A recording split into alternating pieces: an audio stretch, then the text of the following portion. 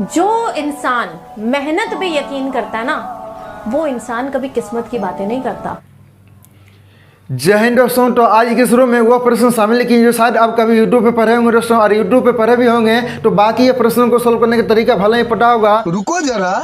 लेकिन ये दो प्रश्न जो है दोस्तों, ये दो प्रश्न आप कभी भी किसी भी वीडियो में नहीं देखेंगे दोस्तों, ठीक है। और आज मैं आपको वो तरीका बताने जा रहा हूँ जिसके माध्यम से सिर्फ प्रश्नों को देख कर ही आंसर कर सकते हो। कैसे? तो यहाँ पे ध्यान दे, जिससे कि इसका आंसर क्या होगा तो इसका आंसर 3 होगा, इसका आंसर क्या होगा तो इसका आंसर 2 होगा, इसका आंसर क्या होगा तो 2 से बड़ा और 3 से छोटा होगा, इसका आंसर क्या होगा तो 3 से बड़ा और यहाँ पे 4 से छोटा होगा, इसका आंसर क्या होगा तो 23 होगा, और इसका आंसर क्या होगा तो 5 पावर 15/16 होगा दोस्तों।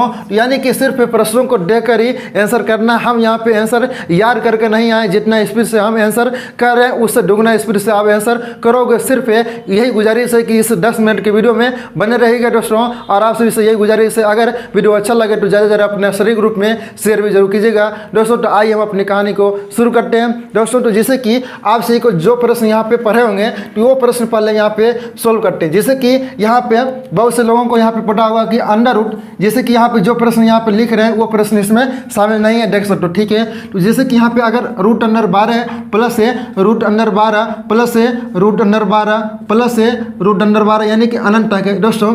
तो ये इसका तरीका आप सभी को पता होगा। क्या करते हैं कि जब अगर यहाँ पे प्लस में रहेगा, ध्यान दे कि जब अगर यहाँ पे प्लस में है और यहाँ पे क्या है सम संख्या है, तो सम संख्या तो आसानी से हम टो सकते हैं। यहाँ पे 12 को लिख सकते हैं 4 है और इंटू 3 के रूप में, यानी कि 4 गुने 3 करेंगे तो 12 होगा, लेकिन यहाँ पे 6 गुने 2 करेंगे तो भी 12 होगा। लेकिन क्या ये दो संख्याओं का डिफरेंस एक है? नहीं है, यानी कि यहाँ पे डिफरेंस क्या होना चाहिए? 1 होना चाहिए दोस्तों। यानी कि वही संख्या लेना है जिन दो संख्याओं का डिफरेंस यहाँ पे 1 हो, ठीक है। तो इसका जो आंसर होगा यहाँ पे प्लस रहा है तो याद है कि बड़ा वाला आंसर होता है, अगर यहाँ पे माइनस रहेगा तो याद है कि आंसर छोटा वाला होगा, जो कि आप सभी को बता, ठीक है दोस्तों। एक और एग्जांपल लेते हैं, जैसे कि यहाँ पे अगर अंडर रूट यहाँ पे 6 हो, ठीक है, अंडर रूट यहाँ पे 6 हो माइनस अंडर रूट 6 हो माइनस अंडर रूट 6 हो अनंत तक है, ठीक है दोस्तों।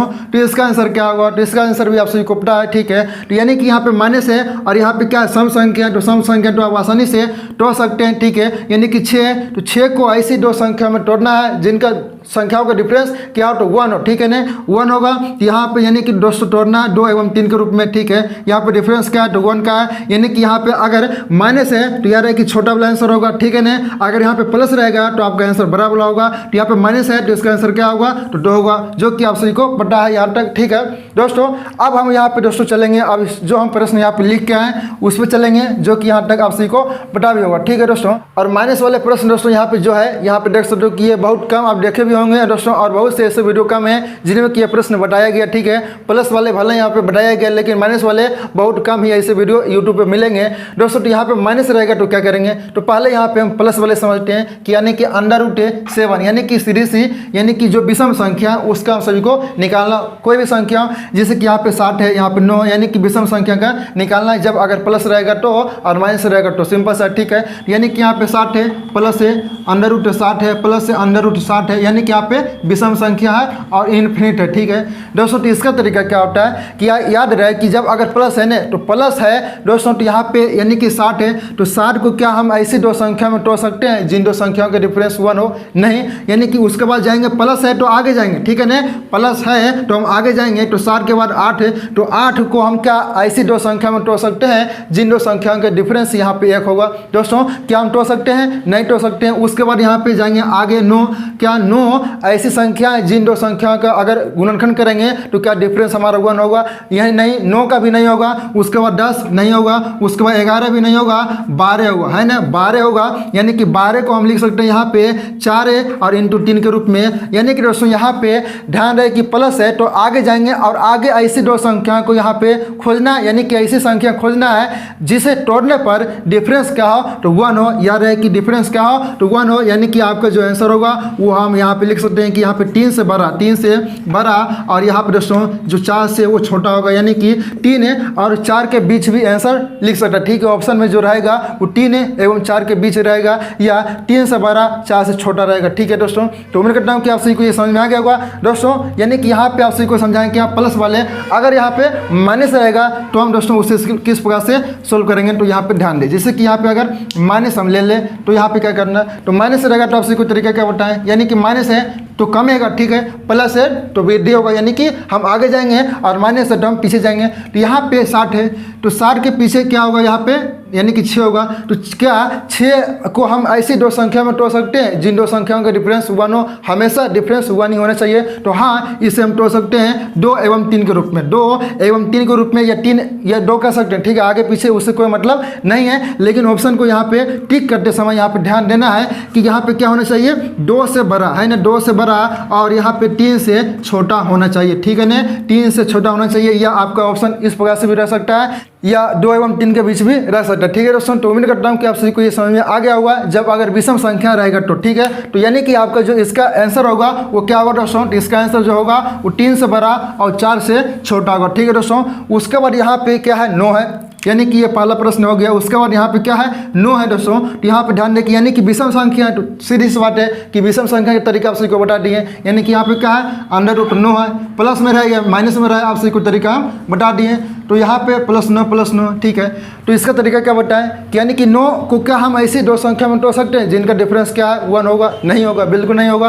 तो 9 है, उसके बाद हम जाएंगे आगे 10, क्या 10 को हम तोड़ सकते हैं, नहीं तोड़ सकते हैं। उसके बाद 11, क्या 11 को हम तोड़ सकते हैं, नहीं तोड़ सकते हैं। क्या 12 होगा, तो हाँ 12 एक ऐसी संख्या है जिसे अगर दो संख्या में तोड़ेंगे तो डिफरेंस 1 होगा, यानी कि इसे हम लिख सकते हैं 3 एवं 4 के बीच। तो कहोगे कि इसका आंसर भी वही आया है, इसका आंसर भी वही आया, यानी कि 60 का भी आंसर वही हुआ और यहाँ पे 9 का भी आंसर वही हुआ। हाँ दोस्तों, वही आंसर ही होगा। ठीक है, वही आंसर ही होगा आपका, यानी कि 3 से बड़ा और यहाँ पे 4 से छोटा होगा। क्या होगा, 3 से बड़ा और 4 से छोटा, यानी कि आपका यही आंसर होगा। ठीक है दोस्तों, तो उम्मीद करता हूँ कि आप सभी को, यानी कि अगर यहाँ पे माइनस रहेगा तो क्या करेंगे, माइनस रहेगा तो हम पीछे जाएंगे, प्लस रहेगा तो हम आगे जाएंगे। तो जैसे कि यहाँ पे अगर माइनस है, ठीक है, तो माइनस रहेगा तो क्या करेंगे, तो यानी कि √- यानी कि अगर ये प्रश्न है इन्फिनिट तक है। ठीक है दोस्तों, तो इसका तरीका क्या बताएं कि यहाँ पे माइनस है तो यानी कि आप सही को पता है कि हम सही को पीछे जाना। ठीक है, तो 9 हो गया, 9 के यहाँ पे पीछे की जाएंगे 8 है। क्या 8 ऐसी संख्या है जिसे तोड़ने पर यहाँ पे डिफरेंस 1 हो, नहीं होगा। ठीक है, उसके बाद यहाँ पे 60 होगा। ठीक है, क्या 60 को हम ऐसी तोड़ सकते हैं जिन दो संख्याओं का डिफरेंस 1 होगा, नहीं होगा। उसके बाद 6, यानी कि 6 एक ऐसी संख्या है जिसे तोड़ने पर दो संख्याओं के बीच का डिफरेंस क्या होगा, तो 1 होगा, यानी कि इसका जो आंसर होगा वो 2 से बड़ा और 3 के छोटा होगा। ठीक है, 2 से बड़ा और 3 से छोटा होगा दोस्तों, यानी कि आपका आंसर 2 एवं 3 के बीच भी रह सकता है। ठीक है, के बीच भी रह सकता है ऑप्शन में दोस्तों। तो उम्मीद करता हूं कि आप सभी को जब अगर यहाँ पे विषम संख्या आएगा तो उसे आसानी से सोल्व कर लेंगे। और सम संख्या तो आप सभी को तरीका पता ही होगा, क्योंकि अगर कोई भी वीडियो देखेगा तो उसमें सम संख्या पहले ही बताया जाएगा। ठीक है दोस्तों, उसके बाद यहाँ पे क्या है, टाइस है, और यहाँ पे देख सकते हो कि ना तो प्लस है और ना ही माइनस है। तो इसका तरीका क्या होता है कि जो यहाँ पे लिखा गया, ठीक है ना, और यहाँ पे ध्यान देना कि इन्फिनिट लगा रहेगा। ठीक है ना, इन्फिनिट रहेगा तो ही इसका आंसर जो संख्या में लिखा गया है बार बार वही संख्या होगा। ठीक है, यानी कि इसका आंसर टाइस हो गया। जैसे कि नीचे देख सकते हो कि जो प्रश्न यहाँ पे √5 है, इसमें यहाँ पे इन्फिनिट नहीं है। ठीक है ना, यहाँ पे स्टॉप हो गया। तो इसका आंसर जो कि आप सभी को हम बताएं कि क्या होगा, तो 5 पावर यहाँ पे 15/16 होगा। तो इसका किस प्रकार से हुआ, 5 पावर 16/15, यानी कि 15/16। तो देखें ध्यान दें यहाँ पे सभी लोग, यहाँ पे इसका आंसर किस प्रकार से 5 पावर 15/16 हुआ। तो याद रहे कि जब अगर यहाँ पे, यानी कि जब अगर स्टॉप रहेगा, ध्यान दें कि जब अगर स्टॉप रहेगा और ना ही प्लस रहेगा और ना ही माइनस रहेगा दोस्तों, तो इसका तरीका क्या होता है कि यहाँ पे जितना बार पहले लिखा गया उसे हम काउंट करेंगे। यानी कि यहाँ पे क्या होता है कि रूट है, यानी कि जैसे कि यहाँ पे रूट है तो यानी कि यहाँ क्या रहता है, 2 रहता है। यानी कि यहाँ पे अगर क्यू है यानी कि यहाँ पे क्या रहता है, 3 रहता है ना। क्यू में यानी कि √2 है, यानी कि रूट है तो इसके यहाँ पे 2 रहता है छिपा हुआ। अगर यहाँ पे √Q है तो यहाँ पे 3 रहता है। ठीक है, जिससे कि आप सही को पता होगा दोस्तों। तो यहाँ पे क्या है, ये रूट है, तो रूट है यानी कि यहाँ पे क्या है, तो 2 यहाँ पे छिपा हुआ, 2 यहाँ पे, 2 यहाँ पे, 2 यहाँ पे, 2 यहाँ पे, ठीक है। तो यहाँ पे काउंट कीजिए कि यहाँ पे 2 कितनी बार है, 1 2 3 4 बार है, ठीक है। तो यहाँ पे 5 तो लिखेंगे, यानी कि जो इसके अंदर संख्या है उसे पहले लिख लेंगे, 5 लिख लिए, ठीक है। अब यहाँ पे 2 कितनी बार है, यानी कि रूट कितनी बार है, तो 1 2 3 4 बार है, तो सिर्फ यहाँ पे 2 पे पावर यहाँ पे 4 करना, ठीक है। 2 पे पावर 4 करेंगे यानी कि यहाँ पे कितना होगा, तो यहाँ पे 16 होगा ना, 16 होगा। और 16 में एक कम कर दीजिए, यानी कि आपका आंसर जो होगा वो 15/16 हो गया, ठीक है दोस्तों। तो उम्मीद करता हूँ कि आप सभी को समझ में आ गया होगा। अगर नहीं समझे तो ध्यान दीजिए, जैसे कि यहाँ पे अंडर रूट यहाँ पे मान लीजिए कि 7 है, ठीक है। अंडर रूट 7 है, अंडर रूट 7 है, अंडर रूट 7 है, ठीक है। यानी कि यहाँ पे क्या है, ना तो माइनस है और ना ही प्लस है, लेकिन यहाँ पे देख सकते हो कि यहाँ पे माइनस है था, जो कि आप सभी को तरीका पता चल गया हुआ, ठीक है। तो यहाँ पे ना तो माइनस है और ना ही प्लस है, और क्या किया, स्टॉप है, ठीक है ना।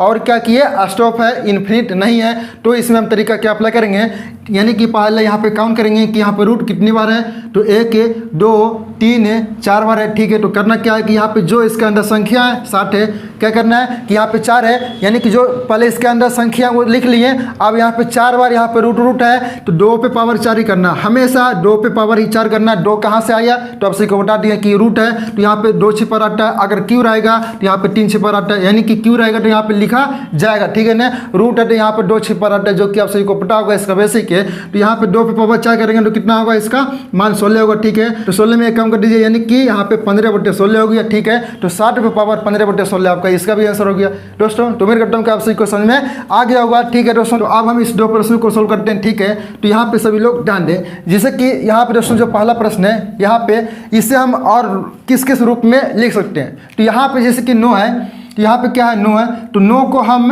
3 पे पावर 2 के रूप में लिख सकते हैं। 9 को हम 3 पे पावर 2 के रूप में लिख सकते हैं। तो यहाँ पे क्या हो गया, अंडर रूट, यानी कि अंडर रूट तो हटाइए आप, 3 पे पावर 3 हो गया, फिर ठीक है। उसके बाद क्या है, 3 पे पावर इसका हो गया, फिर यहाँ पे क्या है, 3 पे पावर यहाँ पे की हो गया, ठीक है। उसके बाद यहाँ पे क्या है, 3 पे पावर इसका हो गया दोस्तों। यानी कि यहाँ पे क्या हो रहा है, 3 का क्यू है, 3 का स्क्वायर, 3 का क्यू है, 3 का स्क्वायर दोस्तों। तो जब अगर इस क्रम में, यानी कि जब अगर ये दोस्तों यानी कि क्रमागत संख्या हो 3 2 पावर, तो इसका आंसर क्या होगा, तो याद रहे कि 3 पे पावर क्या होगा, तो 1 होगा, ठीक है। तो यहाँ पे याद रहे कि जो इसका बेस है उसके पावर 1 हो जाएगा, ठीक है।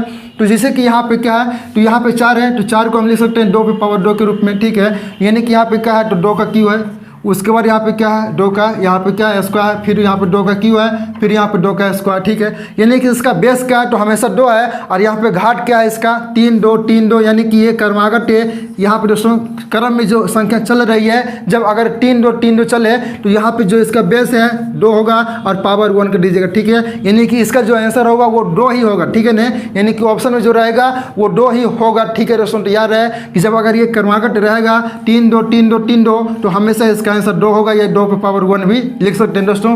तो उम्मीद करता हूं दोस्तों कि आप सभी को आज की क्लास में जितने भी प्रश्न आप सभी को समझाए, सारे प्रश्न आप सभी को समझ आ गया दोस्तों। आप सभी से यही रिक्वेस्ट है कि दोस्तों अभी तक अगर इस चैनल को सब्सक्राइब नहीं किया तो सब्सक्राइब कर ले, और साथ ही साथ बेल आइकन को ऑन कर ले, ताकि जो हमारी आने वाली क्लास हो वो भी सबसे पहले आप तक पहुंच सके। और दोस्तों और ज़्यादा इस वीडियो को अपने सही ग्रुप में शेयर जरूर कर दीजिएगा। हम मिलते हैं अगले वीडियो के साथ, जब तक के लिए जय हिंद, जय भारत।